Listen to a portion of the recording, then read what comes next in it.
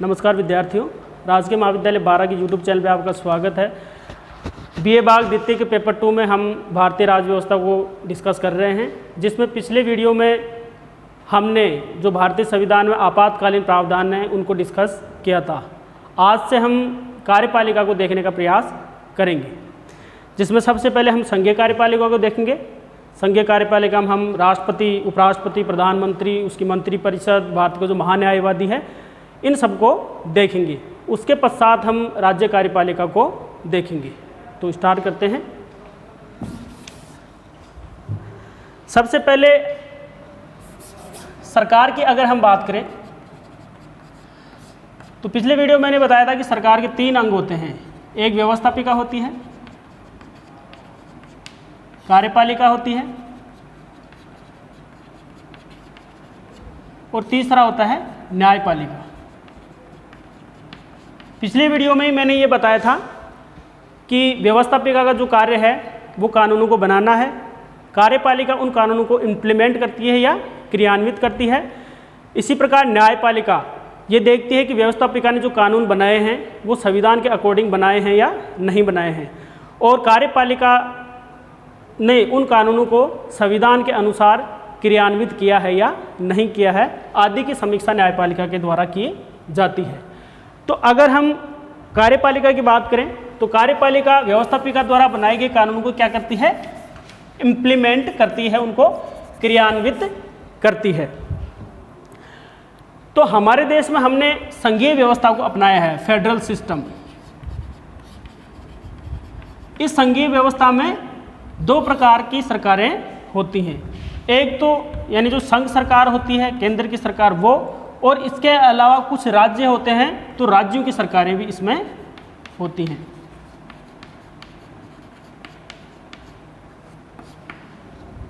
तो संघ की सरकार है, उस कार्यपालिका को हम कहेंगे संघीय कार्यपालिका, यूनियन एग्जीक्यूटिव।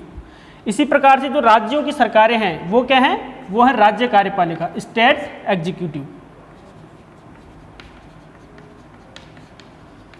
तो अब हम सबसे पहले संघीय कार्यपालिका को ही पढ़ेंगे। तो संघीय कार्यपालिका की अगर हम बात करें तो हमारे संविधान में, संविधान का जो भाग 5 है, भाग 5, उसमें अनुच्छेद दिए गए हैं। अनुच्छेद 52 से लेकर के 78 तक संघीय कार्यपालिका का उल्लेख किया गया है। तो अब हम संघीय कार्यपालिका में शामिल कौन कौन होता है वो हम देख लेते हैं। संघीय कार्यपालिका में एक तो शामिल होता है राष्ट्रपति, दूसरा उपराष्ट्रपति, तीसरा प्रधानमंत्री, और उसकी मंत्रिपरिषद भी इसी में जोड़ लो,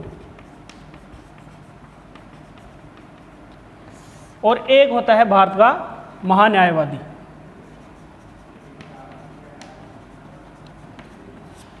तो इन सबको मिलाकर के भारत की संघीय कार्यपालिका बनती है। आज हम स्टार्ट करेंगे वो राष्ट्रपति से करेंगे, तो इसलिए इनको मैं हटा देता हूं।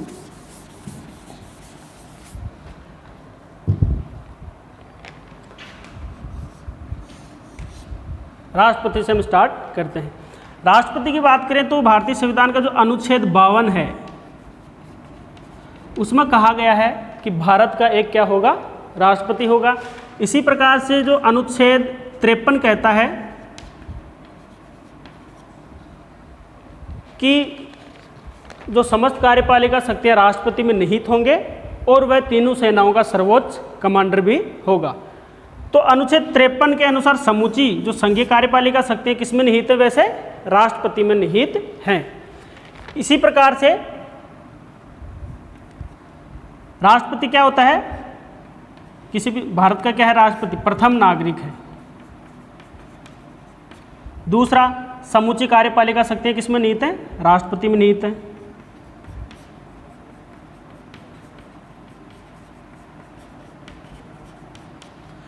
इसी प्रकार से जो राष्ट्रपति का निर्वाचन है वो अखिल भारतीय स्तर पर होता है। आगे देखेंगे राष्ट्रपति के निर्वाचन में, बताऊंगा इस पॉइंट को। इसी प्रकार से राष्ट्रपति है वो भारत की एकता और अखंडता का प्रतिनिधित्व करता है, क्योंकि संपूर्ण देश का एक राष्ट्रपति है और वह एक राष्ट्रपति संपूर्ण देश का प्रतिनिधित्व करता है। और इस राष्ट्रपति है वो भारत में सर्वोच्च संवैधानिक पद भी है। अब हम देखते हैं राष्ट्रपति का निर्वाचन किस प्रकार से होता है।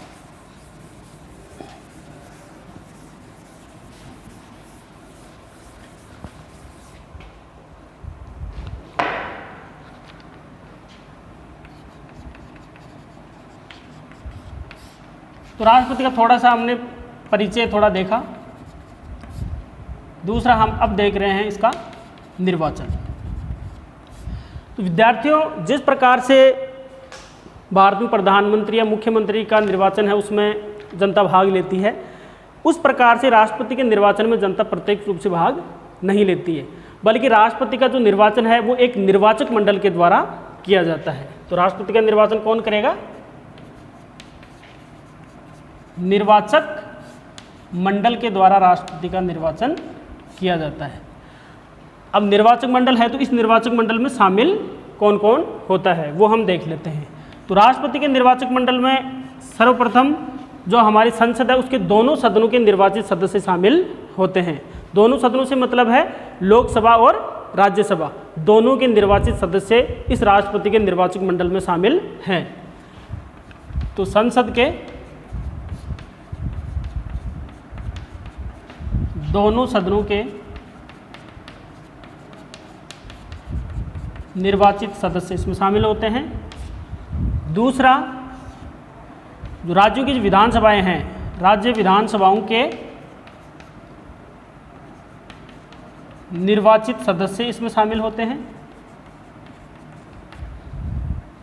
तीसरा, पहले तो नहीं था, पहले तो केवल यही लोग शामिल थे, लेकिन 1992 में जो 17वां संविधान संशोधन किया गया उसके द्वारा अब दिल्ली और पौंडीचेरी विधानसभा के सदस्यों को भी राष्ट्रपति के निर्वाचक मंडल में शामिल कर लिया गया है। तो कौन से संविधान? 17वें संविधान संशोधन 1992 के द्वारा। अब ये लोग तो निर्वाचक मंडल में शामिल होते हैं। अब निर्वाचक मंडल, कई बार भूल हो जाती है तो इसको मैं स्पष्ट कर देता हूँ कि राष्ट्रपति के निर्वाचक मंडल में शामिल कौन कौन नहीं होता है। तो राष्ट्रपति के निर्वाचक मंडल में एक तो दोनों सदनों के जो मनोनीत सदस्य हैं वो राष्ट्रपति के निर्वाचक मंडल में शामिल नहीं होते। इसी प्रकार से जो राज्यों की विधानसभाएं हैं, राज्य विधानसभा, उसके मनोनीत सदस्य भी इसमें शामिल नहीं होते हैं। तीसरा, कुछ राज्यों में विधानसभा के साथ में विधान परिषद भी होती है, तो विधान परिषद है उसके सदस्य तो बिल्कुल भी इसमें शामिल नहीं होते। तो यूँ कह सकते हो कि राज्य विधान परिषद के सदस्य, ये 3 प्रकार के जो सदस्य हैं वो राष्ट्रपति के निर्वाचक मंडल में शामिल नहीं होते हैं। तो यह हो गया राष्ट्रपति का निर्वाचक मंडल। अब हम देखते हैं आगे की प्रोसेस। तो हमारे संविधान में ये व्यवस्था की गई है, क्योंकि हमारे यहाँ संघात्मक व्यवस्था है इसलिए ये व्यवस्था की गई है, संघात्मक व्यवस्था है। और दूसरा, राष्ट्रपति का जो पद है वो अखिल भारतीय पद है, पूरे भारत का ये प्रतिनिधित्व करता है। इसलिए संविधान में ये व्यवस्था की गई है कि जो राष्ट्रपति के निर्वाचक मंडल में जो विभिन्न राज्य हैं उनमें क्या होनी चाहिए? आनुपातिक समानता बनी रहनी चाहिए। इसी प्रकार से दूसरी यह व्यवस्था भी निर्वाचक मंडल में की गई है संविधान में ही कि संघ और विभिन्न राज्य इन दोनों में भी राष्ट्रपति के निर्वाचक मंडल में क्या होनी चाहिए? आनुपातिक समानता बनी रहनी चाहिए। तो इन विभिन्न राज्यों में आनुपातिक समानता बनी रहे और संघ और विभिन्न राज्यों में आनुपातिक समानता बनी रहे। इसके लिए अब विभिन्न राज्यों में आनुपातिक समानता कैसी बनी रहेगी? वो तभी बनी रहेगी जब प्रत्येक विधायक के मत का मूल्य बराबर हो। और संघ और राज्यों में आनुपातिक समानता कैसे बनी रहेगी? जब संसद सदस्य और विधानसभा सदस्य का मत का मूल्य बराबर हो। तो इसके लिए विभिन्न राज्यों में आनुपातिक समानता बनी रहे, इसके लिए हम देखेंगे जो विधानसभा सदस्य है या विधायक के मत का मूल्य, तो इसका मूल्य निकालने के लिए एक फॉर्मूला तय किया गया है। वो फॉर्मूला क्या है?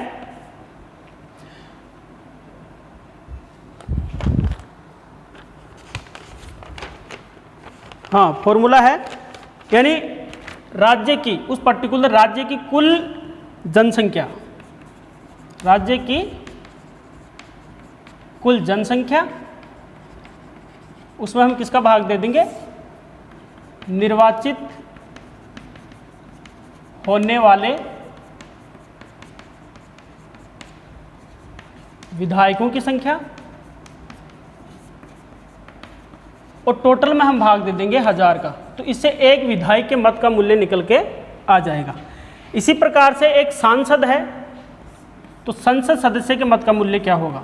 संसद सदस्य के मत का मूल्य, इसका भी एक फॉर्मूला तय किया गया है। संसद सदस्य के मत का मूल्य क्या होता है? उसका फॉर्मूला है सभी राज्य विधानसभा सदस्यों के मतों का योग, सभी राज्य विधानसभा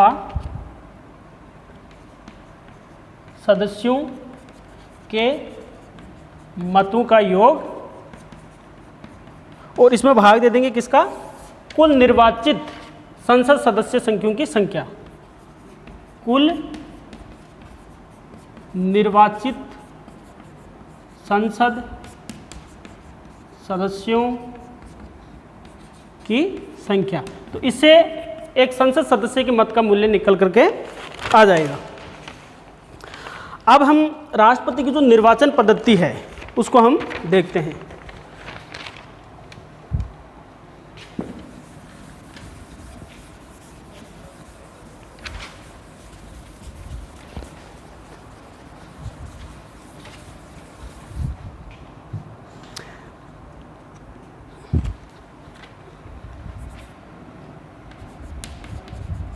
निर्वाचन पद्धति, तो राष्ट्रपति का निर्वाचन की पद्धति क्या है? आनुपातिक प्रतिनिधित्व की एकल संक्रमणीय जो मत पद्धति है उसके द्वारा राष्ट्रपति का क्या होता है? निर्वाचन होता है।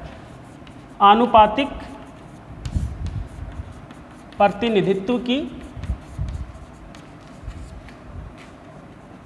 एकल संक्रमणीय मत पद्धति के द्वारा राष्ट्रपति का निर्वाचन होता है। इसी के साथ में राष्ट्रपति का जो निर्वाचन है उसमें मतदान कैसे होता है? यहाँ लिख देता हूँ मैं, उसमें गुप्त मतदान होता है। ठीक है। अब जो एकल संक्रमणीय मत पद्धति है इसमें जीतने वाला जो उम्मीदवार होता है उसको एक निश्चित कोटा प्राप्त करना होता है। तो जिस उम्मीदवार को निश्चित कोटा मिलता है वही उम्मीदवार विजयी घोषित होता है। तो इस निश्चित कोटे का एक सूत्र है। कोटे का सूत्र क्या है वो भी हम देख लेते हैं। यानी राष्ट्रपति के चुनाव में जो कोटा प्राप्त करना होता है तो उस कोटे का सूत्र क्या है? सूत्र यही है कि कुल वैध मतों की संख्या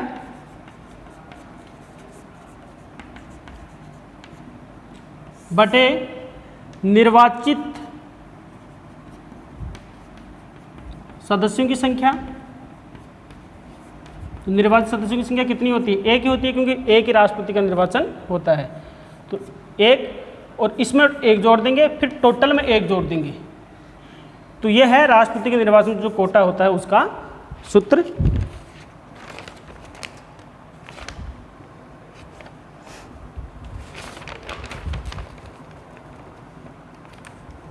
अब इस राष्ट्रपति के इस निर्वाचन पद्धति में प्रत्येक सदस्य को एक मत देना होता है। प्रत्येक सदस्य को क्या देना होता है? एक मत देना होता है। लेकिन उस मत को वह वरीयता के क्रम में देता है। यानी 4 उम्मीदवार हैं तो वो क्या देगा? जैसे एक को पहली वरीयता दे दी, दूसरे को दूसरी दे दी, तीसरे को तीसरी दे दी, चौथे को चौथी दे दी। इस प्रकार से वह वरीयता में अपना मत एक देता है, लेकिन वरीयता देता है फिर वो। अब गणना की बात करें, मतों की गणना, तो गणना में सबसे पहले प्रथम वरीयता के मतों की गणना की जाती है। और अगर प्रथम वरीयता के मतों की गणना में किसी को कोटा प्राप्त हो जाता है तो उम्मीदवार क्या हो जाएगा, विजयी घोषित हो जाएगा। लेकिन अगर प्रथम वरीयता के जो मत हैं उनमें किसी को कोटा प्राप्त नहीं होता है तो फिर द्वितीय वरीयता के मतों की गणना की जाती है, जिसमें जिस उम्मीदवार को सबसे कम प्रथम वरीयता के मत प्राप्त होते हैं उनके प्रथम वरीयता के मतों को रद्द कर दिया जाता है, और फिर उसकी जो द्वितीय वरीयता के मत हैं वो अन्य उम्मीदवारों को स्थानांतरित कर दिए जाते हैं। और यह प्रक्रिया तब तक अपनाई जाती है जब तक कि किसी उम्मीदवार को निश्चित कोटा प्राप्त नहीं हो जाए। इसी प्रकार से राष्ट्रपति के निर्वाचन में किसी भी प्रकार के विवाद का जो फैसला है वो उच्चतम न्यायालय में होता है, और उच्चतम न्यायालय का जो निर्णय है वो अंतिम और मान्य होता है। इसी प्रकार से राष्ट्रपति के चुनाव को इस आधार पर कभी भी चुनौती नहीं दी जा सकती कि उसका जो निर्वाचक मंडल है वो अपूर्ण है, यानी अगर निर्वाचक मंडल में किसी सदस्य का पद रिक्त है तो उस आधार पर राष्ट्रपति के चुनाव को अदालत में चुनौती नहीं दी जा सकती।